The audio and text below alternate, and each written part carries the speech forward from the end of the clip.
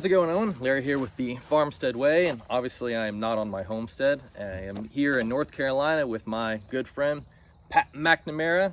All right. And once again, thank you so much you. for allowing me to come out and film. Absolutely. So, a lot of people may know Mac from Special Forces and from fitness stuff, but I don't feel like a lot of people know you as Pat Mac the farmer. Yeah, probably not. Unless they're watching some basic dude stuff Unless videos. they're watching some basic dude stuff. Yeah, then they probably see a smattering of it there. Mm-hmm. So this will be a cool conversation because we have a different dynamic. I am more of a rural homesteader, while Mac is an urban homesteader. He lives in a neighborhood. How much property do you have just right here? Oh, people would think if they watch my vids that I have a lot of property, but I have an acre. It's basically a lot. Mm-hmm. But I do have like easements and dead space on both sides of me and back.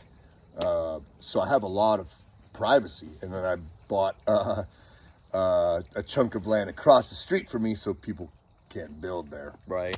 So a lot of privacy. Yeah, because I live on 21 acres, Right. and it's just everywhere you look, it's like we own all of that. And, Right. And Nice. it's a hit and miss thing because on one hand, it's nice having the room because you have potential for bigger things, but on the other hand, some of it's so big, you need like an army to do something with it. So a lot of it just kind of grows up. Yep. But getting into the farmstead stuff, how did you get into gardening and homesteading? I've always been into gardening, but the homesteading and like the prepping started about a decade ago, and just looking at state of world events and what's in our grocery stores. I mean, most of the food that we buy in the grocery stores is toxic. Yeah. So and then I started escalating throughout the years, and then it's become this labor of love. You do what you hate to create what you love type of thing. And now I am almost completely self-reliant when it comes to at least the produce that I buy. Mm-hmm. Any produce that I consume or my family consumes comes from here. Yeah, that's something that I want to get more into because, like we've been talking about over the past couple of days, it's just the stuff you buy at the stores and stuff. It's like you almost can't even trust it. Even if it says organic, you're like, I don't know what you did to this. Yeah, we're the only country in the world that purposely tries to poison our citizens. Jeez. And you were not raised doing this kind of stuff, right? No. Because neither was I. And I think a lot of people get discouraged when it comes to homesteading stuff because they're second, third generation farmers and they grew up riding tractors and planting crops and stuff.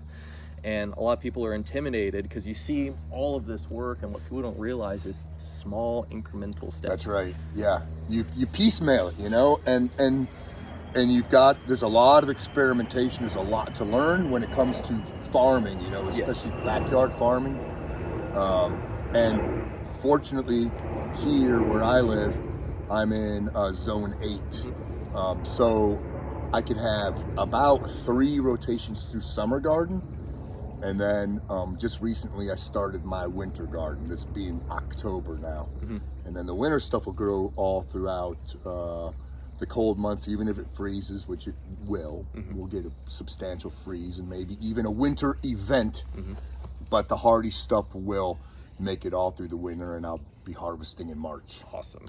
So here on your home, what all homesteading stuff have you gotten into? You've got raised beds, you've got other things. So what all have you got going on here? Well, I've got the prep, just supplies, and that's everything from a lot of water, a lot of fuel, a lot of supplies, a lot of food, a lot of first aid, a lot of personal hygiene. I built to harvest water. I built an outhouse with a compostable toilet in the backyard, and then got chickens. You can see the coop. Mm-hmm. I got seven chickens right now. I'm fixing to up that number. Mm-hmm. And then 14 raised beds. It seems like every year I get a couple more. You can see a couple leaning against the fence back there. I'm going to build those and look for a good place to put them, because some of my backyard has full sun, some of it has partial sun, because we have here, you could see For those looking, the tall trees behind us are long leaf pines native to this area, and they're very tall, so they do block a lot of sunlight, but my backyard gets quite a bit. So yeah, 14 raised beds right now. Yeah, gardening is something that my wife and I have done with family on our homestead, because on our homestead we have a couple of different homes where, you know, it's kind of more the traditional homestead where all the family lives on one property. But this next spring will be our first year doing our own gardening. So it's going to be an interesting challenge, because starting from nothing is a little scary. You just have this plot of dirt, and then even when you go through and clean it up, you start seeing grass shooting up again. You're like, oh God. Yep. So for the people that feel intimidated, wanting to get into this, what words of encouragement would you have for them? I think anybody can do it. A lot of people are dissuaded by doing any kind of homesteading or gardening because they say, well, I don't have a green thumb, or I don't have any room. I live in an apartment. You could buy a kit of like microgreens, you know, and plant them on your windowsill, and they're idiot proof, and you could, you know, trim off with scissors your daily salad. Yeah. You know, you could start there, and then once you realize that, oh man, I could actually grow something out of the ground and consume it, I think that's a good like launching platform. You know, just start small, or start with the real basics, the stuff that is almost idiot proof, like tomatoes in a pot. Yeah. Because you really can't mess those up. It's hard to mess those up. Yeah, I know it's really easy for some people to get discouraged, because you type in homesteading on YouTube and you have all these videos, these massive properties that are literally packed full of stuff, and they're like 80-90% self-sufficient, and someone's like, oh, I can't do that. But it's really important to start small. You know, start a little compost bowl, like you've said before. Put your eggshells and your coffee grounds in there. Get you some basic plants, and then work it within the means that you have. Because a homestead is not measured by the amount of stuff I have. It's more of a mindset. Yeah. Because not everyone's gonna have, you know, 20-something acres of farmland and all these other things. But the premise of a homestead is being able to provide for yourself what you can grow at home and being self-sufficient. Yep. Yeah, it's real. It's you get a lot of fulfillment and satisfaction out of it, knowing that you can be self-sustaining. You know, like I said, it's a labor of love, and this takes years. You're not going to do it in one season. No. There's no way. No. It's way too much work. But it's plus the other benefit is therapy. Oh yeah. It's very therapeutic, stress reliever, and one might say, well, it's not cost effective, like to grow your own stuff because it's cheaper in the grocery store. That's really not the point. The point is, when the grocery store is not up and running, can you provide for yourself? Right. You know, or as an alternative to buying stuff that's bombarded with toxins and chemicals, you could produce something that's clean of all of that crap. Yeah, and like just going down like the therapy route, working on stuff around your farm and on your garden produces a type of character in yourself that you cannot get anywhere else. I mean, I've read some of like the Laura Ingalls Little House on the Prairie books, and even though there's a lot of like fantasy and drama involved in it, but just the thought of a man used to wake up when the sun got up, go and work in his fields all day, because he's like, oh, especially back then, like trying to stay away from the grocery stores, as if I don't take care of these crops, my family dies in the winter. Right. And that puts a sense of responsibility on a person, where others are counting you literally for their survival. So things like, oh, it's too hot, no, I don't feel like it, and it's like, yeah, well, if you don't do this, your family's going to starve. Yeah. So it develops this really nice inner character. And men, you know, human beings are supposed to dig in the dirt. Right. And we have lost that. Everyone's pushing a grocery cart, but then those potatoes that are in your oven mean so much more to you when you've started them off, and it's something that you have to worry about. You know, you go to the grocery store, it's like, oh, I'm gonna get potatoes, and then there's times where you're in the house and it's like, I hope to God those start sprouting, because if they don't. Yeah, and you know, it's funny you say that with potatoes. I've even pushed outside of the exterior of my property boundaries and am planting out in the easements and stuff. I mean, nobody else is using the land, so I may as well. So I have sweet potatoes out there, for instance. Pat Mac's eminent domain. Yeah. Until somebody tells me that I can't. I'm going Right. to keep doing it. Yeah, and that's what kind of leads into the next question is, since you live in the suburbs, are there challenges that are hard to overcome that would be remedied if you lived more in the country? Yeah, one of the things here with the town that I live in, it's permissible, for instance, to have chickens, but you can't have roosters. It's a noise ordinance things, which for me, I don't mind that much because I just have egg layers. And there are, the small government rules you have to abide by or pretend that you're abiding by. Yeah. Like HOA type of stuff. But I was able to circumvent a lot of that stuff. For instance, this neighborhood, when I moved in, had an HOA that, unbeknownst to me, a year after I moved in and had chickens and a bunch of different wildflower beds, the HOA said that I couldn't have them. So the chickens, to circumvent that system or to give the HOA a big middle finger, I registered my chickens as emotional support animals. And then I registered my backyard. You see the sign back there as a wildlife habitat. So where there's a will, there's a way.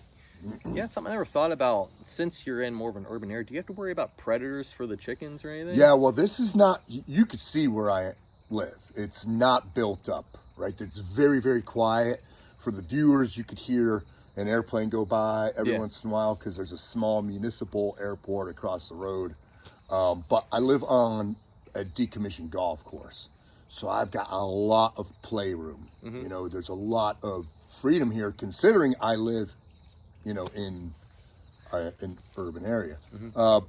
But there are mega predators here. We have all of the chicken killers from possum, raccoon, fox, yotes, and then there are just a mega number of deer here. Decommissioned golf course. So they're everywhere. So I've got game cams up too, just to keep tabs on them. You know what I'm saying? But I've got a game cam back there and 2 across the street on my property, and so I can keep tabs on predators and, potential infiltrators. People just wanting to rubberneck or up to nefarious deeds. Right. But yeah, it's more the game cams are fun, but they could also dissuade, home. Yeah, people are snooping around. Yeah, trespassing and things like that. Yeah, because out at our house, we it's raccoons, possums, minks. We have a lot of buzzards and black-headed vultures, and we have farm dogs at our house. And as soon as they see a giant buzzard swoop over, they start freaking out. And but that's just kind of the thing that you have to deal with when you have crops out, as everyone sees that your backyard has food. Right. And they all want the food too. But obviously when we live out in the country, you just stick a rifle out the window and just take care of it. Without here, it's like yeah, here it's crossbow or suppressor. Yeah, there you go. Now you said you also do prepping stuff, and something that I realized is can be a difference between homesteaders and preppers. Right. So with your, what's your mindset? Are you more preparing for something bad to happen, or are you more in the camp of, I just want to be more self-sufficient? Yeah, I don't anticipate anything bad happening. I am not, a pessimist.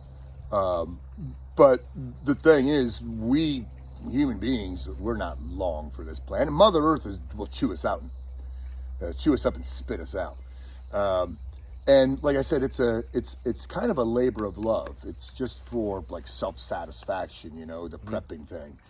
And my prep is designed for bug in rather for bug out. Yeah. How long can I sustain here if and when the lights go out and the water stops pumping, those kind of things. So it's kind of a hobby, you think about it. You think of worst case scenarios. You think of the what ifs. And there's so many of them. I mean, you take that big fireball in the sky behind us. One mass coronal ejection and the lights will go out, the cars won't run. Yeah. And we're due for one of those. Yeah. A massive EMP. So Yeah, I mean, I do it just because there's so many what ifs out there, and we've had a series of them just in the past couple years here and worldwide. We had coronation, right? So the pandemic, and then we had here, we had the pipeline, petro pipeline gets sabotaged. It got hacked. So there was no fuel in the southeast for, I don't know, a week. People are freaking out. Yeah. But we were good to go. I've got tons of it. Rule of thumb for our cars is when they're in the driveway, they're never below 3/4 of a tank.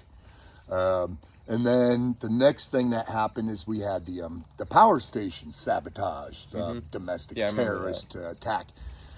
So there were a couple million people out of electricity. This was in 23, just a year ago, was it? 22. 22, yeah.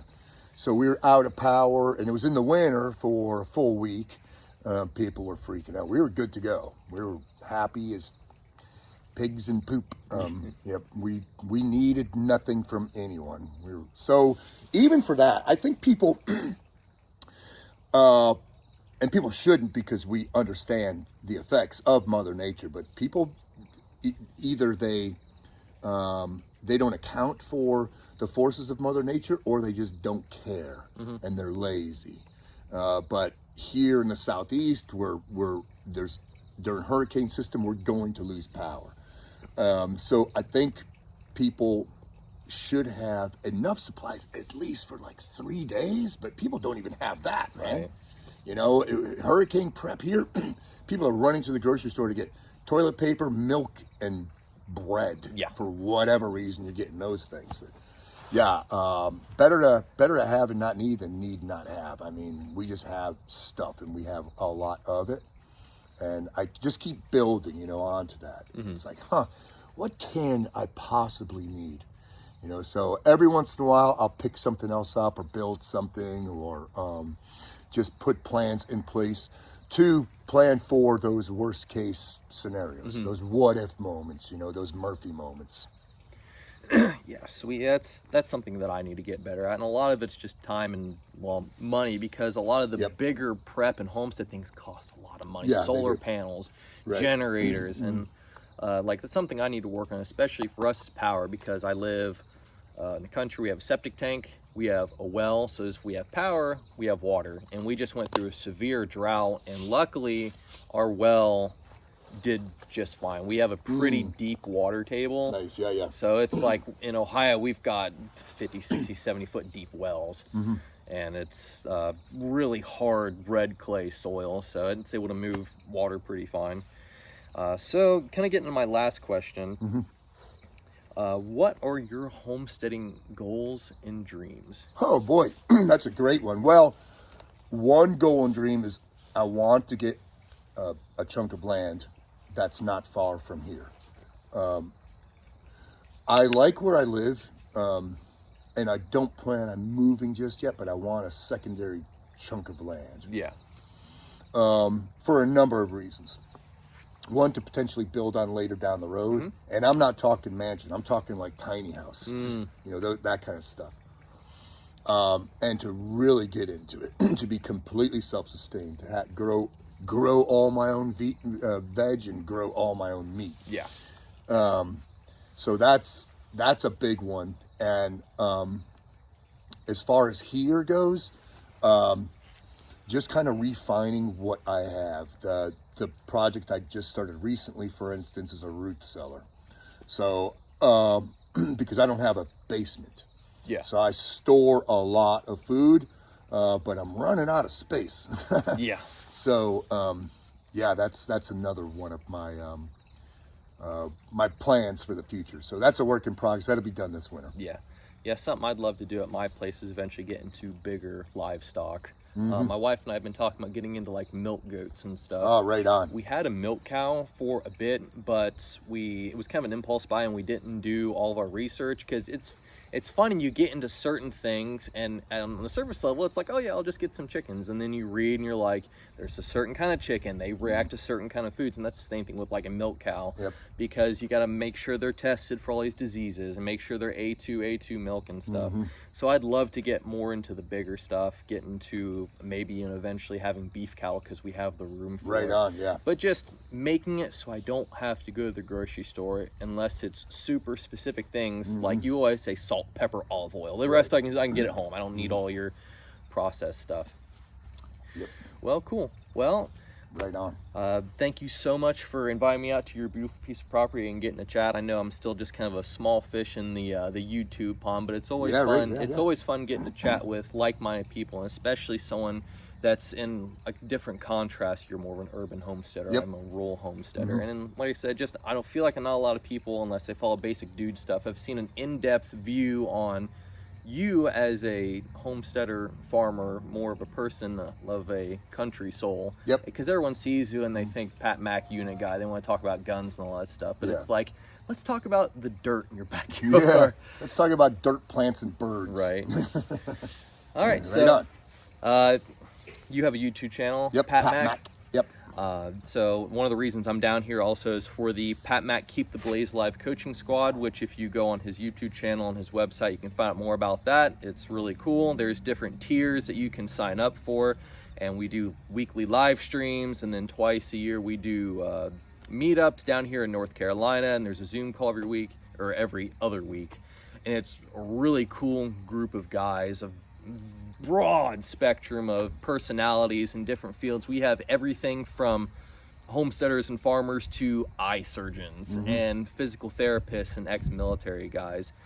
So if you're interested in that, check that out. If you like this content, like, share, and subscribe. And thank you for having me out once again, Matt. Right on. Thank you. All right, you guys take it easy.